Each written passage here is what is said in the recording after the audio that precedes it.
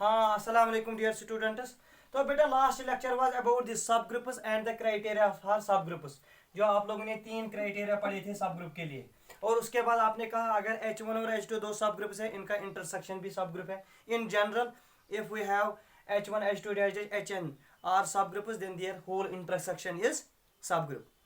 लेकिन यूनियन के लिए आप लोगों ने कहा था अगर H1 और H2 दो सब ग्रुप्स है ग्रुप G के, what about this H1 union H2, तो आपने कहा we can't say whether this is a sub group और not, means H1 union H2 मे और मे नॉट बी सब ग्रुप। बट अगर सर ये कंडीशन है H1 कामा H2 दो सब ग्रुप्स है G के and size that H1 is contain in H2 या H2 is contained in H1, then H1 union H2 is subgroup of G। बेटा ये याद रखना। What is the condition necessary for union to be subgroup? H1 must be subgroup of subset of H2 or H2 must be subset of H1। ठीक है। तो आज हमारा topic है ना that is cyclic group. That is cyclic group. तो before discussing upon cyclic group में आपको एक एग्जांपल दूंगा। G equal to 1 omega and omega square. आप लोगों ने जब यूनिट नंबर फर्स्ट कहा ना, आपने कहा sir G under the binary option multiplication, this is called group of cube roots of unity, है ना? Cube roots of unity, cube roots of unity. Sir जो ये है ना 1 omega and omega square, this is called group of cube roots of unity. Sir ये group है, लेकिन इस ग्रुप में हम सर एक चीज ऑब्जर्व कर रहे हैं, जो G है ना G is equal to 1 omega and omega square. G के सारे एलिमेंट्स को जनरेट सिर्फ एक एलिमेंट करता है, वो कौन सा एलिमेंट है? ओमेगा।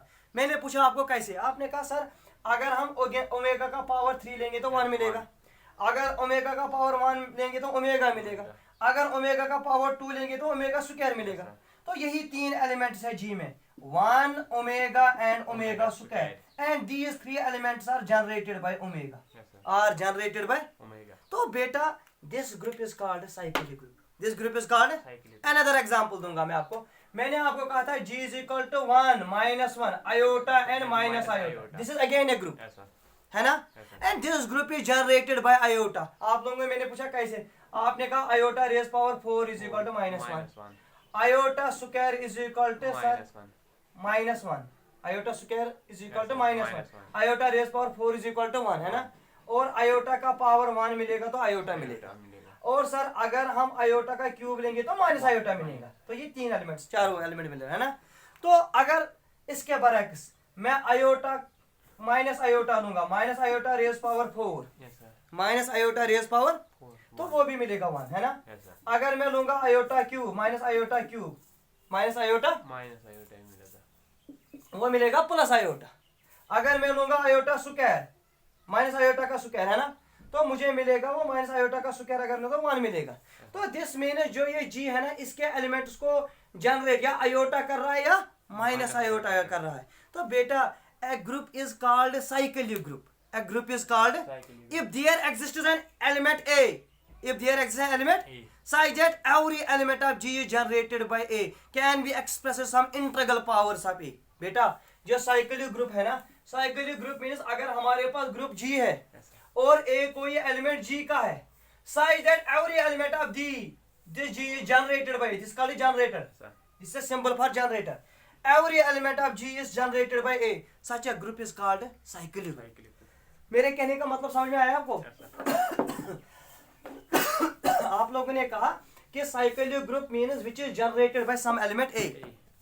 अगर G कोई ग्रुप है generated by A, this means G का हर एलिमेंट होगा some integral powers of A, that's A raise power 0, A raise power plus minus 1, A raise power plus minus 2 to that. Such a group is called cyclic group, such a group is called.